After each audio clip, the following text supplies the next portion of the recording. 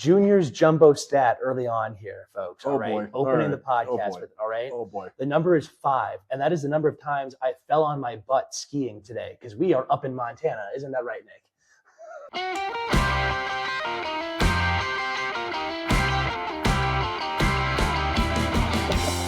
Welcome to Boomer Junior, everybody. My name is Boomer. And I am Junior. Welcome back, everybody, to a special March Madness episode. We're shooting live with each other. This is evidence that we are, in fact, real friends, and we do, in fact, see each other in person, as opposed to seeing each other just on calls. Junior, how we doing? Doing well. Yeah? Little bruised up and stuff like that from pretty today, valid. But it was a sheet of ice out there on the slopes, folks. Yeah, it's the hottest. Folks, we mentioned this last week, but we're up in Montana. We're up in Big Sky. We're at our buddy Nick's place. We've been coming now for 4 years. This is year 4 of what we call Montana, and it's been the warmest this year that we've ever been up here. And it's like 60 degrees today. it's hot, to the point where I don't know if I told you this, but like when I came up from Dallas yesterday, it was colder in Dallas than it was up here. It was 39, 40 or something degrees when I got on the plane in Dallas, and it was 55 degrees in Bozeman when I landed. That's crazy, and I did not think that was like meteorologically possible. It's insane. It's especially this time of year, right? Mm-hmm. Like we've come here every year, like this time of year. It's because always Purdue spring break. Yeah, every time, and also just like to your point, the mountain and the mountain, and also just the region where we're at. There's a lot more grass that we're seeing than there is snow, and it's kind of like sad. I'm not gonna lie to you. A little bit.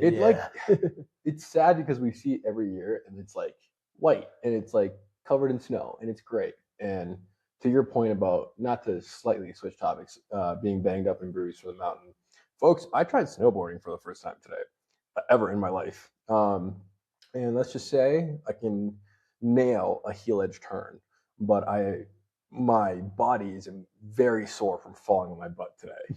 But I liked it. It was fun. We'll see what day 2 looks like, but here we are. Yeah, for sure. Here we are. So, I guess we're kind of changing the format a bit for this episode, just with the state that things are in, where we are in the week. We're in the best week of the year. We had Selection Sunday just a couple of days ago, and we've got the first round of the tournament. We've got first 4 going on right now. We had some crazy games there already. Crazy. We've got round of 64 starting tomorrow. So, we're just kind of breaking the mold a bit and just doing a full bracket breakdown, talking about some of the different games, teams that we think might go far, who we think our national champions are going to be. Yeah. Or who our respective national champions are. Yeah.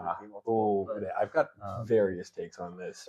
But, little blurb about Montana before we kick off. It's like our annual boys trip. We come up here for a week. I call it my disconnect week because not only do I disconnect from anything work related, but also I let my beard grow out into what I call homeless mode. My girlfriend, from her, she goes, "I'm scared for you to come home." But this is a fun one we're gonna do. It's gonna be very different, like Zach said. We might have takes in the our bold takes baked into the episode more than it being its own section. But this should be fun. There's a lot of good matchups, I feel looking at the bracket. Absolutely. And before we jump into it, which I think we'll do in a second here, I want to give a quick teaser and make sure you stick around. Near the end of the episode, we will be giving you the 10 teams that actually can win the national championship. There's historical data and statistics that go into this. There are 6 primary candidates and 4 kind of backup-ish candidates. And so if you're filling out your bracket, you want to make some last-second changes, you want to make sure one of those teams are cutting down the nets come April. This is going to be good. Oh, man, I love March for this. Oh, my God. Kick us off? Yeah, sure. So we'll start off in the number 1 overall seeds region, Duke in the East. They're matching up against Siena. Obviously, we've had a couple of 16-1 upsets. We're very familiar with that. Nick with his Purdue shirt on right now. We watched that Fairleigh Dickinson upset here in this building. In this home. That was a few years ago. That was a quiet room after that game, I'm not going to lie. But yeah. I have been known to I don't want to say dance and celebrate Purdue travesties in the past when it benefits Michigan State. And that one, even I, as a not at all loyal Purdue fan, just felt awful and terrible for both my alma mater and my friends around me. It was embarrassing, man. Like that was because they had been calling that one. Was that what was St. Peter's, right? The name of the no, that was FDU. St. Peter's was like the year before. Oh, That's great. rough time. But at least we were further. At least we were further in the tournament with St. Peter. I think we were round of 32. Yeah, round of 32. Yeah, getting bounced by FDU number 16 like came out of nowhere, and that was ugly. But Duke Siena. Yeah. Sorry, jumping back into that one. Obviously, Duke's been really dominant all year. They've got Cam Boozer, the elite freshman, going to be one of the top 3 picks in the draft. Yeah. They're dealing with some injury issues, though. They had Caleb Foster out for the ACC tournament, as well as, was it Patrick Ngamba, I think, was also out. They were missing guys. Yeah. They were missing guys. So they were pretty thin through the ACC tournament. Still managed to pull it out anyways, which is a testament to John Shire's coaching. John Shire's the guy. And just how talented that team is still. I feel like John Shire is a more likable Coach K.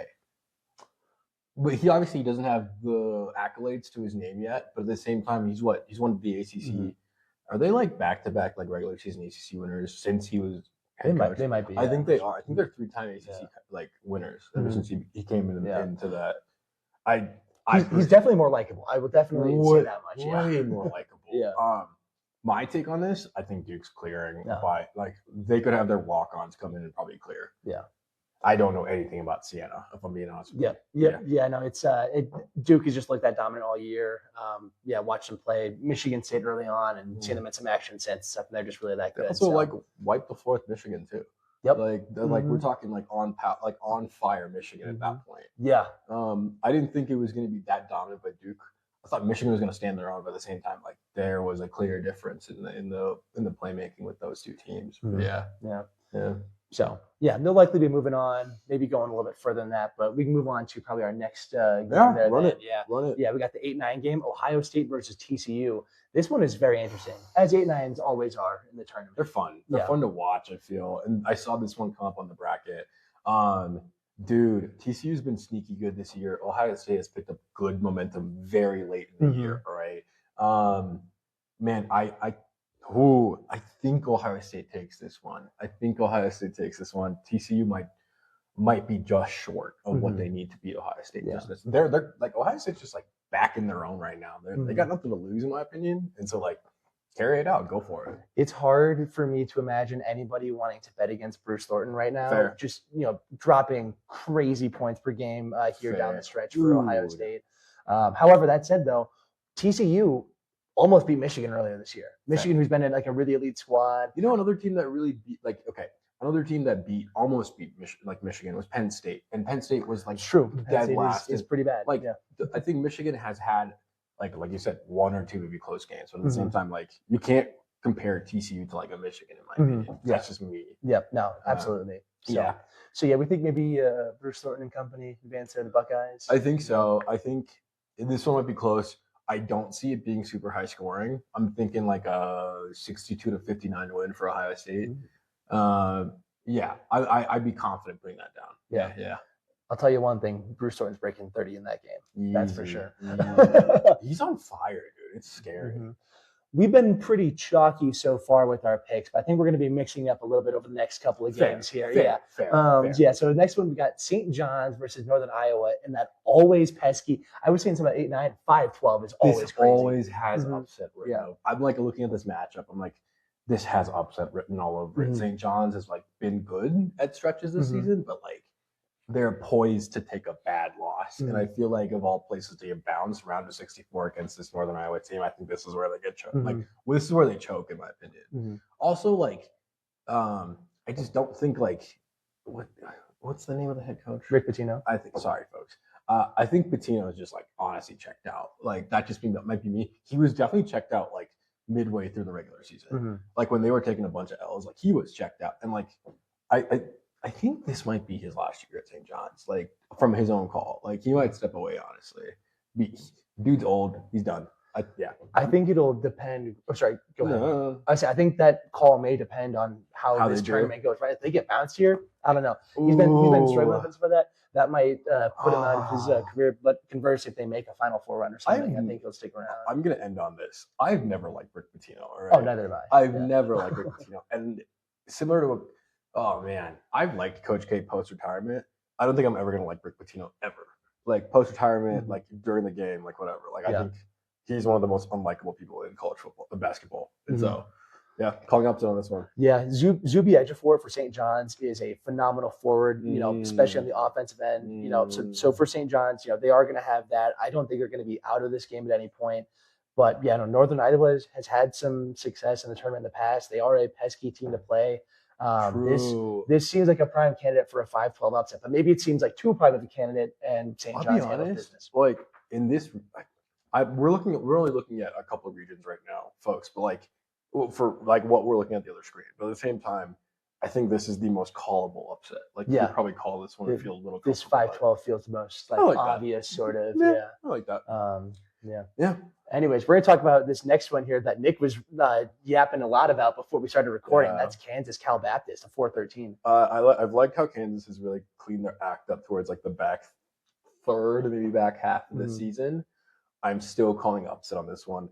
I don't know anything about Cal Baptist, but at the same time, like if there's any 4 seed that's going to go down this early on because they've either lost momentum or they're about to lose it come March, I think it's Kansas. That's a historically choke, but yeah. Yeah, we'll see. Darren Peterson, it's good to, there's an injury or stuff about his injuries and stuff that came out recently. Yeah, apparently he's been dealing with like severe cramps that have been like hospitalizing him even. It does seem a little weird that they wouldn't have brought that out sooner. Yeah.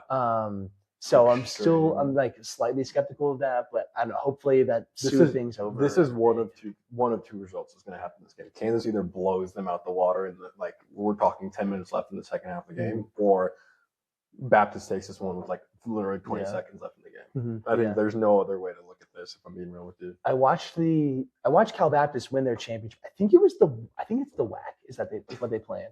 And they whatever it was, they won the conference championship. They looked good in that. They were really entertaining. Yeah. I think to be a great game. It's giving shades of when Kansas played Samford like a couple years ago, and Samford got robbed of the victory. There's some questionable officiating there, but we'll alas, we move on. All right, let's look at Louisville, South Florida. Yeah, that's a really compelling 6-11. A lot of people really like this South Florida team. A lot of people are picking this as an upset. Yeah. I know Louisville has slowed down a bit as the year has gone on, but I have that like some of that early season play, like when they were really just manhandled Kentucky and stuff, ingrained in my brain.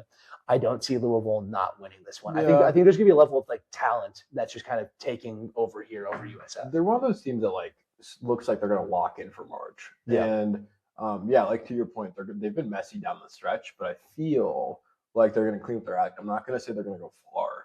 I'm not going to say they're going to go super far, but at the same time, I think they're going to at least make it past the first round. Yeah. Agreed. Yeah. Michigan State. I want to talk about that one. Yeah. We got Michigan State facing up against North Dakota State in the 3-14. Michigan State's going to have to win this one. I think Tom Izzo isn't going to have them overlooking this game. They got 5 seniors on this team, including 2 who have been there all 4 years, and 2 starters at that, Carson Cooper and Jackson Kohler, who have been really big leaders on this team. I don't think they're going to let anything get out of hand here. I'm not saying North Dakota State maybe can't, get hot from 3, give them a run for their money or whatever, but I think Michigan State's going to take this one, as well as whoever wins that second round. I'm already penning Michigan State into the Sweet 16. At least. I like in my heart, I think Michigan State is and should win this one. You're gonna hate me for what I'm about to say. Like I'm gonna drop in one little snippet. I saw like a TikTok right before like we started recording, that had like a bunch of like projected upsets, and they called North Dakota State to upset Michigan State. I don't see that happening personally. Michigan State looks hungry, in my opinion. I really thought they'd be a 2 seed. I see why UConn got put in the 2 seed in that region. It makes sense. But at the same time, Michigan State should lock down business in this one. Yeah, for sure. Next, we got the 7-10 matchup, UCLA and UCF. Ooh. That's not confusing at all. Yeah. This one is getting a lot of attention as well. Yeah. I've seen a couple people pick UCF, but for the most part, I'm hearing people pick UCLA, and I'm hearing people pick them to go far. UCLA? Yeah. Donovan Dent has been really heating up through the Big Ten tournament. He was looking pretty good. especially towards the end of the season as well. UCLA kind of started off like decent to start the year, kind of trudged down a bit for a while and is kind of reascending now. We'll see if him and Tyler Bilodeau can make some magic happen for UCLA. Yeah. I think they're at least going to win that first round matchup. We'll see. I actually like them as facing up against UConn likely in the second round there, the round of 32. But we'll see what happens. I like that pick. I think UCLA should win this. I'm going to keep it short. Yeah, for sure. All right, UConn Furman to close out the region. Furman, sorry. UConn should win this one pretty clean. Furman did have a really crazy upset against Virginia. A different year we were up here, actually. I think it was like a 3-14 matchup against Virginia. That said, love the Paladins. I think it's in everyone's best interest that UConn wins this game because if UConn gets a first-round exit, I'm pretty sure Dan Early is going to like nuke the planet. His brain might explode. Yeah, the planet is crazy. Yeah, I think they should clear this one. Mm-hmm. I'll be straight with y'all. I don't want to see them go past the Sweet 16. But here we are, alas. Yeah. I also don't think they've got the team this year to get like they've had moments where they've like seriously just like they dropped a game to Creighton for crying out loud at home. Like, let's not forget about that. And lost at Marquette, a respectfully terrible Marquette team. Really crappy Marquette. Like, their Marquette's, to that point. UConn should win this one, but not go past Sweet 16. Mm-hmm. Yeah. And then just, I guess, kind of a final note there. So, we like maybe some Northern Iowa, Cal Baptist action for some upsets there. Maybe you see a South Florida pop through, maybe, but we're thinking this is going to be a fairly chalky region. Yeah. Nick, any thoughts on who's going to come out of this region for the Final Four? Okay, not to still stick with chalk, but Duke's going to come out, I think. They've just got so many good guys, and if they're healthy down the stretch, man, like scary looking. Like I've historically not been a fan of Duke being a number 1 seed. Mm-hmm. Not for nothing else, but like I just don't like Duke. Yeah. I mean, I've watched them play this year, dude. They're freaking terrifying, man. Mm-hmm. Yeah. I think Duke at least in the Final Four. That's my first pick. But yeah. I think I like that pick. I think I would go Michigan State as the next most likely team to come out. Very true. It's going to be really big on how their shooting guards play. You got Jordan Scott, Trey Fort, and Kurtang kind of splitting the responsibilities there at the 2 guard spot. Yeah. And if they can get some production and consistent 3-point shooting from them, some magic could happen. They could make a deep run. But they've been spotty at best this year, although improving throughout the year. So we'll see. Just depends on which Michigan State team shows up in March, man. Absolutely. Yeah. Let's go all the way to the west side of this board. Kicking off with the number 1 matchup. Number 16 got Arizona Long Island. Do we really even talk about this? Yeah, we do, because they're going up against the Long Island Sharks. Fins up, baby. Right. Let's go. Let's go. Right. For those of you who have not seen it, Long Island has a wonderful tradition that started up this year. Some fans started doing a fins up thing at like free throws and stuff. I love college, man. I love college, man. This is why we love college basketball, So college good. sports in general. You don't get this stuff in pro sports. It's just goofy and ridiculous. It's fun. It's fun. But let's also not kid ourselves. That said, Arizona's going to wipe the floor with them. They're gonna I love Long Island. it. Yeah. Like it's gonna be. If it's not ugly, I'd be shocked. That's just my take on it. But yeah, keep it short. Villanova, Utah State, 8-9 matchup. This is good. Villanova has been like really hot or cold this year. They're not the Villanova of the past, obviously. And Utah State, similar to a lot of teams in this 8-9 like matchup, dude. They picked up momentum. Yeah. Did they win their freaking conference? The tournament at least. I'm pretty sure. They won the Mountain West. Yeah. They won. They won. Similar to another team in the West that won their conference tournament, talking about certain Midwest team. I think Utah State takes this one. Yeah, absolutely. They're looking good. We got first year head coach at Villanova too, who came over from Maryland the year before. But I would love to see the only Mountain West team in the field advance on to the next round. That. Yeah, I like that. Even if it is get mopped by Arizona. But that's okay. That's okay. Yeah. Make it past the first round. Mm-hmm. Yeah. 5-12. Yeah. Wisconsin, High Point. This is going to be a fun one, and the total score is going to be over 185. I so agree, dude. Over 185. Dude, I agree. Oh, sorry. I'm at 175. My bad. But still, that's very high over, though. Fair, fair. I mean, dude, not to bring up my Boilers, but they beat Purdue 97-93. Yep. Like, Wisconsin's dropped in major points here. It's not the first time they've done that this year. And I don't know much about High Point, but like this Wisconsin team is hungry. High Point, who actually was a lot of people were saying was a dark horse to have a Miami of Ohio type season, go undefeated throughout the entire year. Did not quite do that. Lost a couple games. Still won their conference though. Got an at-large bid, or not an at-large bid, automatic bid. Yeah. But they're looking to make some serious noise. And also, key storyline here: you're looking for a Jack Golke type. You know that's a guy from Oakland hit a bunch of threes against Kentucky a few years ago. Yeah. They got a guy that I should have wrote his name down before the podcast. I do not know what it is, but he is literally like not attempt. I think he's like attempted like two pointers on the year, Insane, and like 100 3-pointers, and he's like 40-ish% from three. It's diabolical. Watch out for that. It's scary. Those kind of guys in March, man. Those kind of guys in March are scary. Yeah. Having said that, I'm still going with Wisconsin on this one, dude. Like, I mean, this could be this has also, now that you're saying it, has a little bit of upset written all over it. Mm-hmm. But this is the thing, because both of these teams can really light up the scoreboard. That's the exact question. You know, if Wisconsin goes cold, which they did in the Big Ten tournament at one point, right? Yeah, like they're stuck. They're done for. You just do not know. Really quickly, that would be. We pause for Zach to pull up a stat. Oh man, I'm trying to find this guy real quick. Let me find this guy. Sorry. Who do you think is going to win Wisconsin High Point, guys? Because we really want to know. I don't like Wisconsin historically, and their basketball team or their football team for that matter, because they are a thorn in the Big Ten. Can never rule them out, forever going hot, and at the same time, those Badgers are pesky. I hate to play them anytime we do, home or on the road. I think we beat them on the road this year, but obviously lost them at home. But yeah, also Big Ten love, I guess. Not really for this team, but sure. I'm sorry, Ruben, if you're ever watching this, but sure, go on. Chase Johnson is the guy. Okay. Chase Johnson, number 99. You know, like a white boy who's number 99 and a shooting guard. You know there's going to be some chaos. That's kind of scary. Yeah. I'm not going to lie. Yep. Mm-hmm. There we go. All right. 4-13, Arkansas, Hawaii. Ooh. Hawaii's been doing some interesting action this year. I, in my heart, always cheered for the Rainbow Warriors if it doesn't impact Michigan State. That said, Darius Acuff Jr., SEC Player of the Year. Mm-hmm. Oh my gosh, scary. Dude. John Calipari coach team. Dude, Arkansas even in the SEC tournament looks scary, man. Mm-hmm. Like, I mean, that's like you put a team coached by Calipari up against the best any day of the week, man. I've always been a big fan of Coach Cal.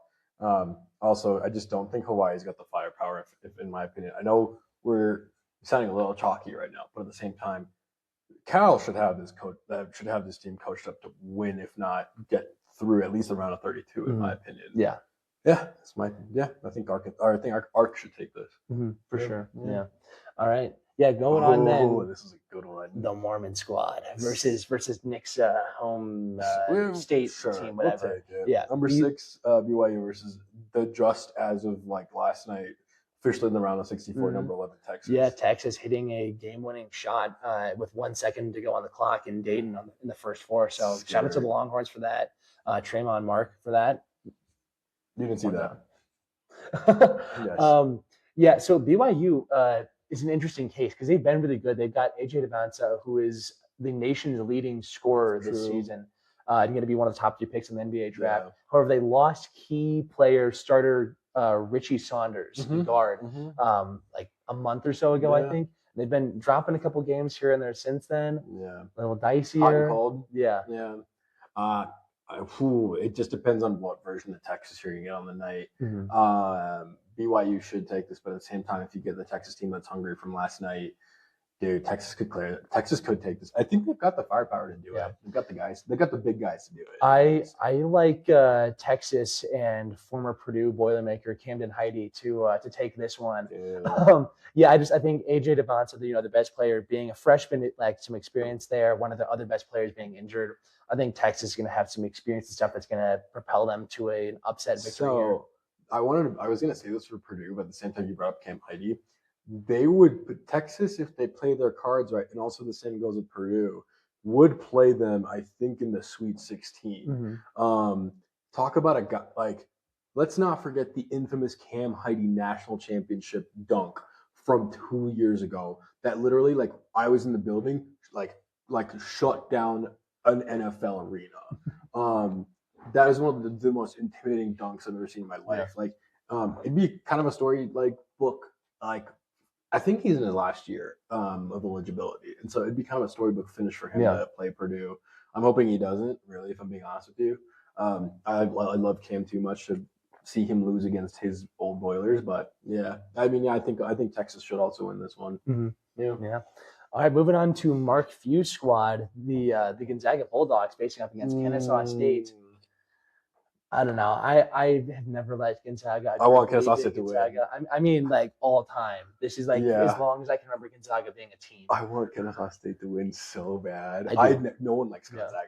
Mm-hmm. No one likes Gonzaga. They're always a high seed in March for no reason.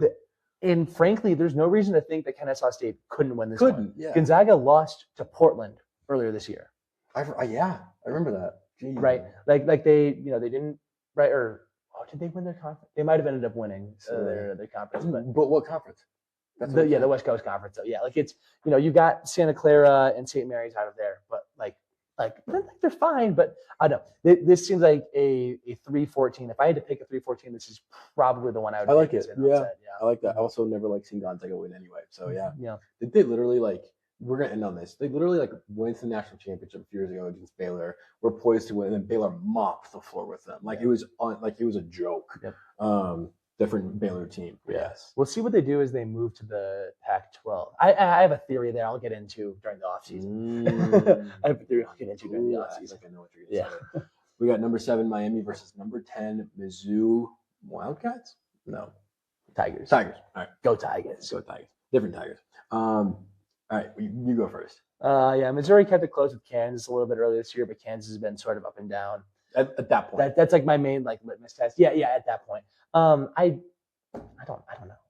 This one's this is like a toss-up. I saw this matchup. I've always liked Missouri. And selfishly, like they would play us like Purdue, and if they win, so I'm gonna go Missouri on that one. Despite some traditional powers like Kentucky being a little off, even Alabama being a little down compared to what they've normally been, I still believe that SEC is currently a better conference than the ACC, and for that reason, I will presume that Missouri will be more battle tested and get this victory. I like that take. I swear to God, I thought you were gonna say better than Big Ten. I was about to choke you out. I like that take. I like that take. Moving on to last game in the West, we got my Boilers, number 2 Boilers versus number 15 Queens. I think we know who I'm gonna pick. But Zach, what do you think? I gotta say, Nick, as they revealed the bracket for this one, I started maniacally laughing as they revealed who their opponent was. Because I have watched Queens University play a couple times this year, and they are small, but they are fun to watch, and they get after it. I am not calling a 15-2 upset here. I believe that Braden Smith, Fletcher Lawyer, TKR have those bad memories of getting bounced as a 1 seed to a 16 seed in their freshman season. Yeah. And I think that we're going to see them at least in the second weekend, if not the Final Four. That said, though, I think Queens is going to give them a run for their money. I think a run for their money is completely valid. But to your point, I think, man, if there's a guy on the Purdue team that I think is really, really cleaned up his act the last 2 weeks, it's Trey Kaufman-Renn. Dude, I call him the new Abdul Kareem Jabbar with the sky hook he's been having lately. He also went lights out in the Big Ten tournament. Like he could not miss a shot, and especially in the Big Ten championship. And I think Braden Smith on his finest day, dude, is the best point guard in the country. I think something interesting too to see in this one, with Queens being again a somewhat smaller team, just with it being the nature of a low major team. Somebody like a Daniel Jacobson, who's like respectfully kind of just tall at the moment. Kind of just tall. Just tall. But that height might have more of an impact. When you're 7'2" going against like 6'10" skilled Big Ten centers, that's not a big deal. But if you're going against like a 6'7", 6'8" Queens College center, that might have a bit more of an impact. So we'll see. I think if I had to pick a big guy to have an impact on this on the Purdue side, it'd have to be Oscar Clough. He's cleaned up his act big time in the last couple of weeks, especially the last week or so of the Big Ten tournament. I'll be honest with you, I don't think Daniel Jacobson is going to be an impact player. I guess the height might be. We'll see how this plays out. I could see your point where that could be a little bit of impact. But Go Boilers. I think Purdue takes this one. Coming out of this region now, Mm. Purdue has the easiest path to the True. Elite Eight of any team, I think. Very I am true. wildly jealous of their position. I wish that they would switch with Michigan State selfishly. Not to say that it will be easy necessarily or that Purdue will for sure make it, but I think it is the True. easiest path to the Elite Eight, and I like them to make it there at least. Mhm. Man, Arizona's good, though. Scary good. Arizona is really good. Yeah. I mean, yeah, on their best day, they're the best team in the country, dude. And Mhm. like that's at least. But here's my take with that one though. Like with Arizona, they've been shaky since January. They've been winning. Yeah, they did lose. Yeah, They've lost a couple of games. They lost to UConn. No, they won against UConn on the Mhm. road, which is a statement win. But also UConn's not been the usual UConn until obviously down the stretch. Yeah, the only team I feel like Purdue should, at least for my mental sake, should get at least to the Elite Eight. Yeah, I mean, it's going to be a bloodbath in the top half of that region there with Wisconsin, High Point, Arkansas, Villanova, Arizona, Utah Villanova, State. Utah State. It's going to be a bloodbath. I think there's a good chance that they beat up on each other enough up there Where you take out a that couple maybe big Purdue's guys. able to take out whoever it is they face off there. The biggest Purdue skeptic on the planet, I think, is predicting a Purdue Final Guys, Four. how we're best friends after all these years, where like I want to point out, like it's shocking, but yes, I want to see them go far, but yeah, I think Go Boilers go at least past the first round, if not two. Yeah. All right, switch up to the south. Yep, sounds good. That's Boogie Woogie. All right, yeah, South region now. Yeah, we got Florida versus Prairie View, A&M. If you had talked to me in like December and told me Florida was going to be a number one seed in that region, I would have said you're like genuinely on drugs. Yeah. Yeah, but dude, the current reigning champions cleaning up their act is an understatement. Mhm. They're scary looking. Talk about a team that wants to like prove themselves and also live up to the name of like current national champions. Man. Oh yeah, no, for sure. I mean, and it's crazy too. Like it's bizarre to think that they were struggling so long for a while. Because when you look at their lineup, they got Boogie Fland, veteran elite guard, Xavier Lee, elite transfer guard from Princeton, returning Alex Condon, Thomas Hogg, they're very good lineup. Alex Condon looks so scary. Yeah, dude. Clearly championship pedigree too. Like some of these players, been on the team last year that won the national championship. It's crazy I had those losses earlier on, but I think Florida is the team I would least want to play right now. It's scary. In the region, yeah. In that region for sure, obviously. But yeah, I think Florida cleans the floor with this one. Mm-hmm. Move on to the 8-9. Yeah, Clemson versus Iowa. Clemson getting a win over a wounded, albeit North Carolina team in the ACC tournament. I think Clemson's a solid team, and I think Iowa's a solid team. True. I honestly, I don't know if I can confidently pick a winner. I think this would be like a great matchup between two good teams. Neither is going to make it to the second weekend. It is definitely going to be Florida. But I think this is a fun game to watch, though. I'm going to go with the route. I'm not playing the Big Ten card here, but I'm playing the scrappy card here. Mm-hmm. I'm talking about Iowa playing, there are two teams we talked about for months playing scrappy basketball. It's Iowa and Wisconsin. Mm-hmm. All right. I think Iowa takes this one. As Clemson obviously got by UNC, but at the same time, Iowa's going to bring. Yeah. They got nothing to lose, and so they got something. They've got all to gain. Yeah. Like you said, they're not going to make it past the second week against Florida, but I think Iowa takes this one. Yeah, this was really cool too. Ben McCollum, first-year coach at Iowa, coming in from Drake with Bennett Sturts. I think it's cool for them. I believe Bennett Sturts is in his last year of eligibility, so it's cool he's making it to the tournament, getting a shot to maybe make a little bit of magic happen. Yeah, just elite at putting the ball in the basket. Dude. But yeah, I think this is a good start. That Fran McCaffrey breakup was difficult because he'd been like fine, but just not quite getting it done for them though. So I think it's a good start for a new era for them. It'd be good. Yeah. Mm-hmm. Yeah. We got number 5 versus number 12. Number 5, Vandy versus number 12, McNeese. McNeese obviously making a run for their money. Well, making a name for themselves through Aura Amir Khan last year. I'm so glad you mentioned. He's back, by the way. Did you know that? He was at NC State and he's back at McNeese State now. Right. Yeah. Transfer portal's hitting even the team managers, folks. You heard it here first. I saw that and I thought he transferred and I was like, what's I didn't have the patience to look into it. But all right, here we are. Dude, I think SEC dominance in here. Vandy should clear. Yeah. But sorry, really quickly, just so can we elaborate really quickly on who this guy is? Oh yeah, sure. Why not? Yeah, he just this little South Asian dude, Amir Khan, who carries like a boombox. He's a team manager, and they call him Amir Aura Khan. Is it just because he had chains on? Yeah, he got chains and stuff like that. Yeah, he respectfully looks less athletic than us. just for some context, he's with their parents. Hey, good for him though. I'm sure he's making some serious money off of this. I'm so happy for him for this opportunity that he's getting. I think it's goofy as all get up, but that's part of what we love about the sport though. So yeah. I'm jealous. It's not me, but sure. I'm jealous. I'm not the South Asian kid. I was supposed to see a different South Asian. Yeah, I'm not the South Asian kid that has the aura. But here we are. Yeah. Vandy should clear the floor, dude. Yeah, I mean, like again, 512s are historically an interesting one. But Vanderbilt's been playing pretty great throughout the season. They were undefeated for a long time, and taking some losses since then and everything. Yeah. But they kind of heated back up a bit here down the stretch. I really like them. I like that too. Yeah, I like that too. Mm-hmm. Go with Vandy. Yeah. Number four, Nebraska versus number 13, Troy. Historically, what we've called Nebraska ball. Who is yet to have an NCAA tournament win. They have appeared before, but has not had an NCAA tournament win yet. I think they get this one. I say until this year, because they are winning this one. Some people are doing a sneaky pick here saying Troy.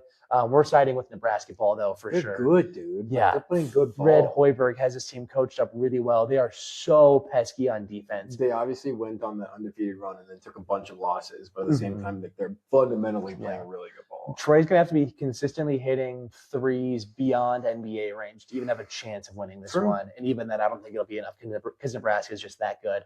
I like Nebraska to see him in the second weekend. I like that too. I like him in the second weekend. So let's go number 6, North Carolina versus number 11, BC. I'll let you talk before I say my pick on this one. Yeah. North Carolina without star freshman Caleb Wilson. He'll be a top 5 draft pick this coming year. He broke his thumb in like a non-contact. It's really dumb. Yeah. He like dunked or whatever and he broke his thumb. It was crazy. Yeah. So that was a huge blow to their tournament hopes, right? Yeah. Like they were looking like they could, like maybe make a run themselves, but probably not without their star. Yep, beat Duke at home earlier this year. Yeah. So and pretty dicey there. Virginia Commonwealth though. I'm calling VCU on this one. I'm not gonna lie. This is their best chance to like get past UNC. Yeah, I'm gonna have to agree with you here. Yeah, I'm not a believer in North Carolina's head coach. I don't think he has that dog in him. All right. I think VCU could make up a little sneaky game. Yeah, I don't like VCU historically against Purdue. They suck, but like they've beaten us in the past. But when they're not playing us, I don't mind them. Yeah. All right, let's go number 3, Illinois versus number 14, coached by Fran McCaffrey, University of Pennsylvania. Oh my gosh, Nick! I thought I was gonna be dropping that trivia tidbit on you there. I didn't realize you knew that one. Coached by Fran McCaffrey. Did you know that's his alma mater? I did know this. Okay. I did know this. Dang, look at you go. I did know this. That's some juniors jumbo stat type information there. I looked it up and I was like, why the heck did he go to University of Pennsylvania? And then I found out it's his alma mater. And so, it made sense. That'll do it, yeah. So, Illinois, at their best, can beat anybody. They're scary, man. Truly anybody. That big Eastern European wall is scary, man. Mm-hmm. Yeah, and you got, lead guards like Kylan Boswell, Keaton Wagler. Andrei Stojakovic, Yeah. That said, I do think Illinois is going to make a run in this tournament. However, Penn with Fran McCaffrey, I want to see Fran McCaffrey and Brad Underwood get into it so bad. Not in like a super intense way, but this is going to be such a heated sideline, and it's going to be wildly entertaining. Yeah. I think Penn's going to keep this one close. I think it'll be entertaining. I think Illinois is going to win them. That's just because I have so much faith in Illinois to make a potential run here in the tournament as a whole. I'm calling upset, man. I'm calling Penn to win this one. Yeah. Okay. Yeah, I think, Fran McCaffrey, like we talked about, has never been elite, but he's coached some pretty awesome guys, right? Luka Garza, obviously talked about him in college basketball. I think Penn has the ability to take this one. And Illinois, you catch them on a weekday. Never know, dude. Yeah. All right. Number 7, St. Mary's versus number 10, Texas A&M. This is going to be another good one. I mean, this one of the ones that, obviously with the seeding, it's going to be a close one. I'm going to go St. Mary's here, which I know the seedings are different, but it because Texas A&M is the SEC team, it feels upsetty, sort of. I don't know how to describe it exactly. I like St. Mary's to win, though. I think they've been hardened in the stronger than usual West Coast Conference. And Texas A&M might be faltering out with their first-year coach. I'm going to back into the SEC ball logic we've been using. Okay. I also think Texas A&M is ranked lower than they should be. They've got a really good ball team, and I think Texas A&M should. I mean, they've got the firepower to do it.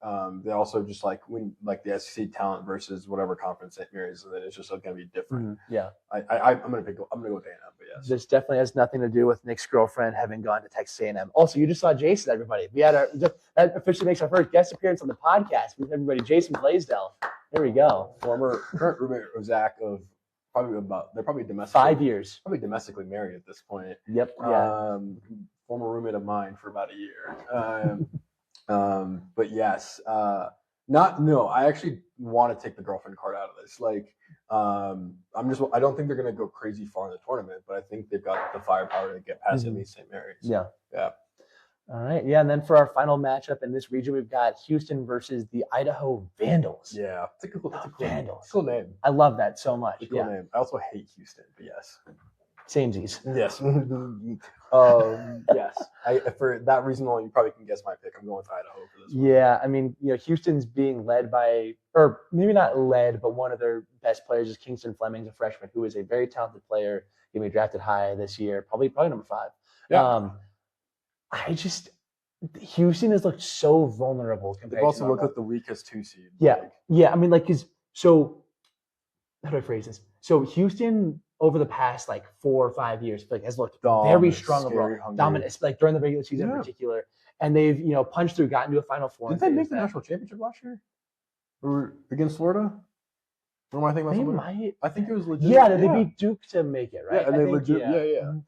Yeah. So I'm been a very good team in the past, but they've also, felt a lot stronger throughout the season. In seasons past, yes. Yeah. Seasons past, yeah. This one, they've felt more shaky overall. Yeah. I agree with that take. Yeah. Which is why I'm going with Idaho. Yeah. You're taking Idaho. I am. Oh, wow. If there's any 15-2 seed upset I'm going to go for, I'm going with Idaho. Okay, yeah. They're shaky, man. And don't get me wrong. Houston, they're probably going to go past this one, but I don't think they go past the Elite 8 or Sweet 16. Sorry. Mm-hmm. That would be as far as I put them. Yeah. But I'm calling upset on this one. I definitely agree with you. I don't think Houston makes it past the Sweet 16, whether that's that first round upset, a St. Mary's Texas A&M matchup in the second round, or whoever comes out of North Carolina, VCU, Illinois, Penn. Mm-hmm. They're going to stumble at some point along the way. That's one of my most confident predictions. If you catch Illinois on their best day, you put them against this Houston team, Illinois is winning. Illinois, I'm calling that right now. For sure. Mm-hmm. Final Four prediction from this region? Dude, I really like Illinois at their best. Dude. But Florida has been really good recently. Yeah. I don't think you can't pick Florida is the thing. They're just that good. And Illinois has to be they're playing their absolute best basketball. All their guys have to be hitting their shots to get close to getting up against literally that entire Florida team. I think I'm going to take Florida over Illinois in the Elite 8. I like that. And part of that, as similar to what we were talking about in the last region, I think Florida has a much easier path overall, which, as they showed, is the 1 seed. But Illinois is going to be in a bloodbath similarly down below. I think there's some really strong teams on the bottom half of that region. Yeah. I'm going to unfortunately be boring and say Florida on this one. Yeah. To my point I just made, they are through the last 3 months of the year, they have looked unnecessary, unreally scary. I think it's Final Four or bust for these guys, and at least in my opinion, that's where my head's at. But yeah. Right. Last region, let's boogie. Final one. All right. Yeah, we got the Midwest region now. We got Michigan playing the Howard Bison. Ooh. Howard, who hosted Purdue alum Nojella Eastern, who tried to transfer to Michigan, couldn't do it, and then went to Howard. Yeah. What a throwback of a name. Good golly. Speaking of throwback, you can probably throw Howard back to their home campus because Michigan is going to absolutely destroy them in this one. Michigan has for consistent stretches looked like the greatest college basketball team that's coming from Michigan State ever seen. Yeah. I am truly blown away. I despise Dusty May with every fiber of my being. I despise Yaxel Lendenborg and Elliot Cadeau with every fiber of my being. Yeah. And on top of just them being Michigan. Even not to pull a Purdue card, even though we just beat them in the Big Ten Tournament Championship, when they played us in Mackey, we were 10 minutes. I'm never going to forget this. I talked about this in the pod. We were 10 minutes into the game. They were up by 20 points on us. The first 10 minutes of the game. It wasn't even close. Yeah. Michigan. The only 2 losses of the year are to Wisconsin, who can get ridiculously hot from 3 and beat pretty much anybody. And then on a neutral site to Duke, who, number 1 overall seed, neutral site. Fair enough. That's be a toss-up sometimes. Yeah. Michigan should clear this one, if I'm being honest with you. Yep, for sure. Go. Georgia, St. Louis, the Billikens with Kareem Abdul-Jabbar, Robbie Avila. What a throwback from March. I was really kind of hopping on the Georgia bandwagon a bit for the beginning of the year. Minute, They had a pretty solid start to the season. They took some losses though in a tough SEC conference schedule. Understandable. I'm gonna go with the Billikens here. I really like Robbie Avila and company. I think they've been playing some really good basketball. Only a few losses on the season. I think they're gonna punch Georgia in the mouth, advance to the next round, only to get then wiped by Michigan. I like that. I was thinking about where my head was at with this pick, and I think I like St. Louis over them. Yeah. Can't beat a guy with a name like Kareem Abdul-Jabbar. Yeah. Can't do it. And Georgia just has not been as definitive of a team to prove themselves, and I think in a way, and I think for that reason alone, I think Georgia gets bounced first round. Yeah. Got number 5 Texas Tech going against number 12 Akron. This was an interesting one. Yeah, JT Toppin, the Texas Tech star forward, is out for the season. We like a few weeks ago, we were convinced Texas. Oh yeah, we wrote them off. Yeah, we were convinced they were done for the year, but they've somehow kept up the momentum. Yeah, beat Iowa State like that following week. Literally the same week. Crazy. I think Texas Tech clears this one. I think it should be routine for them in my opinion, but also Akron has looked good. I'm going to disagree with you actually. Okay. I really like Akron in this one. In addition to that JT Toppin injury, Akron is the only team to defeat Miami of Ohio this season. Correct. Rest in peace. Oh wait, they did beat Miami. Wait, did they? Yeah, they were a few weeks ago. They did. Okay, yeah, I see. Because they won the conference championship. Okay, yeah. Anyways, they gave them a loss. I think it was in obviously the tournament. Yeah, first round tournament. Okay, well, anyways, yeah. Akron though also I watched them play early in the season. Looks like a really solid team. Can we take a moment mid-major to just be sad about Miami, Ohio, and the fact that they had such an amazing regular season, and then obviously are not in March because of the fact that they lost, or are they? No, they made the tournament. They're in a playing game. They're not the same. They're playing right now. Yeah, they're playing right now at SMU right now. Yeah, I think is that this region? It is this region. Yeah, there we go. I'm also still the fact that they have to play in though is kind of devastating. I felt like they had earned a. They did. I thought they did, but at least they're in. Because I would have. This is at least understandable. I would have been furious if they were not in. Completely to go have an undefeated regular season. I don't care how bad your strength of schedule is. Very impressive. Very impressive. Yeah. I think it was probably a pity invite to the first 4. Yeah. Yeah. And honestly, this makes sense because if they win this game, they prove themselves. This is going to be, I believe, a quad 1 victory on a neutral site, probably against SMU. If that, it'll be just for sure their best win of the season, I'm sure. I totally agree. And so this would kind of prove their way into the tournament. As someone who actually watched SMU in person this year, Miami could do it. They could actually do this one. But also you're playing against an ACC team, so I don't know about that. Yeah, we will see. We're cheering for those Red Hawks though. Yeah, that's totally fair. 4 Alabama versus number 13 Hofstra. Give me Hofstra. All right.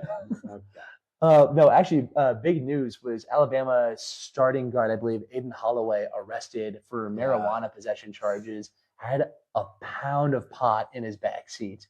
On Monday. It's like these guys are just don't know what they're doing. It's crazy to me too, the quantity. That's a lot. Lot. That is a lot. A pound is nuts. Yeah. I got that's just insane. Yeah. Mm-hmm. So it's a felony charge that he's up against right now. So it's unclear. Probably won't be able to play in the tournament. I like Hofstra too, just because Alabama has not been the Bama that they've been in years past. Yeah. They have. I do. At one point, they were unranked. And they had to fight their way back into the top 25, which they did, and they worked their way up to a 4 seed. I don't think I have that faith in them though. They look shaky, dude. It is unreal with this team. I'm also back in the. I was actually going to pick Bama, but also Hofstra. I think Bama's looked so shaky this year, which I don't mind seeing because I don't like Alabama's basketball team. I don't think SEC should be good at basketball, but that's my take. We got number. Well, do you want to take the Tennessee game? Yeah, sure. Yeah. Tennessee, and that'll be the winner of Miami or SMU. And I mean, Rick Barnes is a good coach. He's have his team doing fairly well. But I mean, this team is just kind of all right compared to previous years. You think of the Dalton Connect years, the Admiral Schofield years. They're just not quite that same level that they've maybe been at over the last 6-ish years. I still like the Vols. I'm not gonna lie. When it comes to March, at least round of 64. I think Tennessee, regardless of who they play, SMU or Miami, should clear at least by double digits, in my opinion. This is interesting because I feel like I have an idea in my mind of how good SMU is, and I think I would like Tennessee to beat SMU. Okay. Miami of Ohio, though, is again kind of that unproven entity with a fairly weak strength of schedule. Miami of Ohio gets a double-digit win today. I think I'm willing to consider them for an upset there. I'm not saying for sure it will happen. I'm like less shaky on that than I am for like VCU. If Miami goes through, I think there's upset alert, upset watch. Yeah. SMU goes through, Tennessee clears. Yeah. I think that's my pick. All right, we got a couple more games. Go number 3, Virginia versus number 14, Wright State. Virginia finally kind of back to their, pretty elite form after the Tony Bennett era concluded. This team's good. This team's really good. Good, dude. They're going to win against Wright State, and they're going to win some games beyond that. I could see them going to the at least Sweet 16, if not Elite 8. I could see it. Yeah. They have to play a couple of big teams we're going to talk about here in a sec. But, yeah, number 7, Kentucky versus number 10, Santa Clara. Ooh. This is so weird. Kentucky's had like legit like locker room issues and stuff this year. Like there's been talked about like on broadcasts and stuff. The teams haven't really seemed to gel together. It seems like it's maybe improved at times. They've been able to band together and get some decent victories, but really not that great. Mark Pope has not been working out that great so far in Lexington. We'll see what happens. And there's our second guest appearance right there, Mr. Nick Craig. There we go. Does not care. That's two of two right there, folks. Does not double care. Feature. Number 7, Kentucky. Yeah, I like Santa Clara in this one. I do like it too, just because of like they've had locker room issues, and like when you can't have guys band together. I also think Santa Clara's got nothing to lose. Yep. Yeah. Absolutely. So we will see Kentucky again if they do band together. Things go well. On their best day, they're going to clear. On their best day, they're going to clear. But at the same time, when was their last best day? Ooh. Yeah. All right, last one in the region. A good team, number 2, Iowa State versus number 15, Tennessee State. Give me Tennessee State. Okay. All right, we're going to talk about this one. Yeah. All right. Milan Momcilovic, great and all. Iowa State struggles, though, with consistency. They've had a little bit of an issue towards down the stretch of the season. I genuinely believe, especially with it being at home, that Texas Tech loss was more about them than Texas Tech. I think Texas Tech is a not decimated, but like a squad that is definitely below what they were with JT Toppin.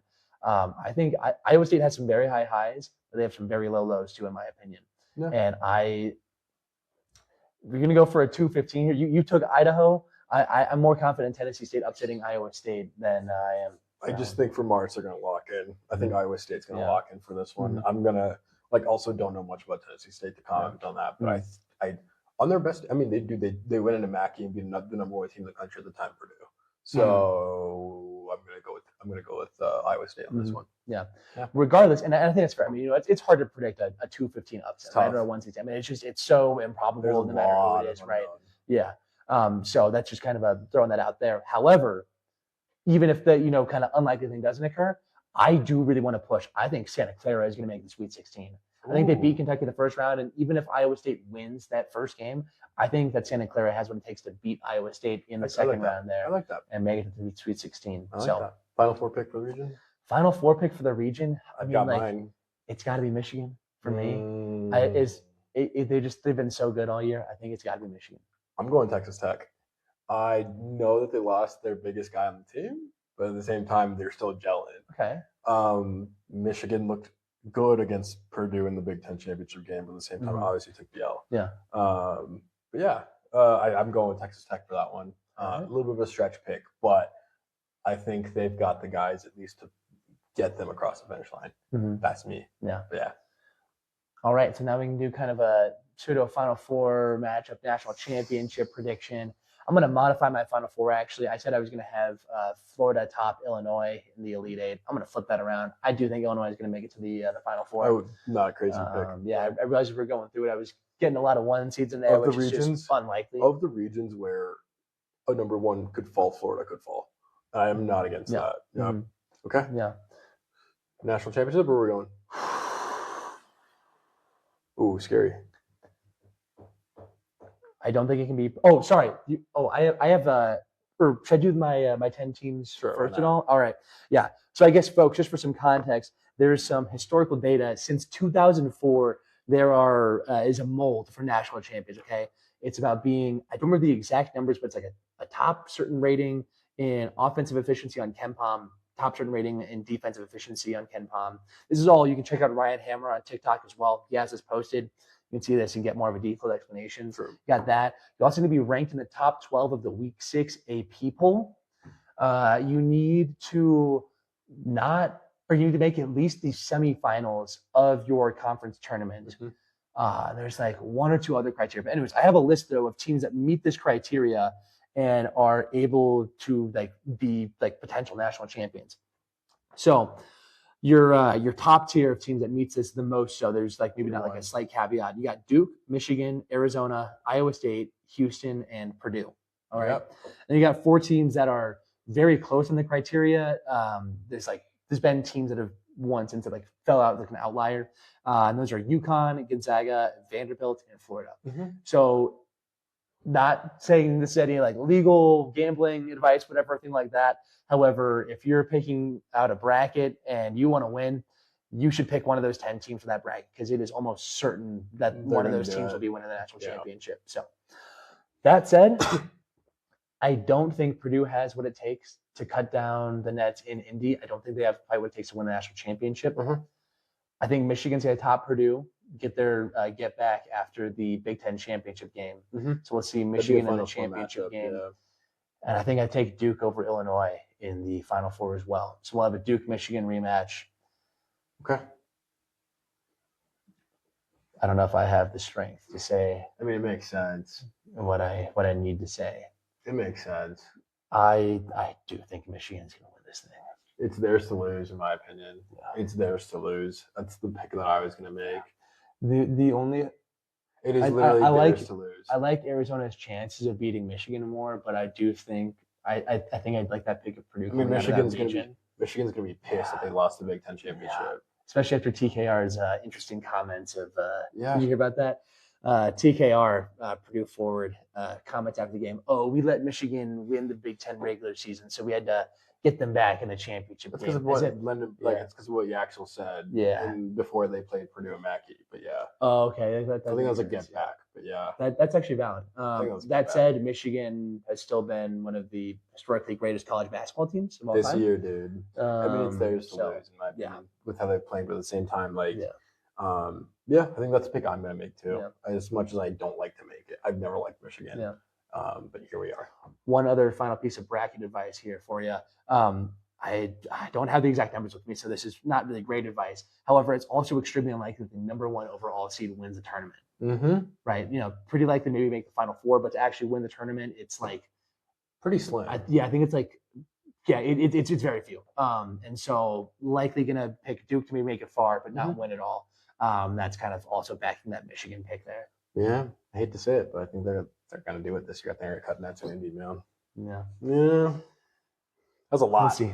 Would be nice if Michigan State beat Duke as in a rematch in that region. They'd be able to knock off whoever it is comes out of the South region. I'm always going to like to see Duke lose. I'm always going to like to see Duke lose, especially in a fashion like that. That'd be incredible. Yeah, I mean, 7 years ago, Michigan State beat the number 1 overall seed Duke in the tournament. So maybe it can happen again. It's not impossible. Yeah. On that note, wrap it up. Yep, that'll conclude it for us. So thanks for joining us for this week. Appreciate everyone for tuning in as always.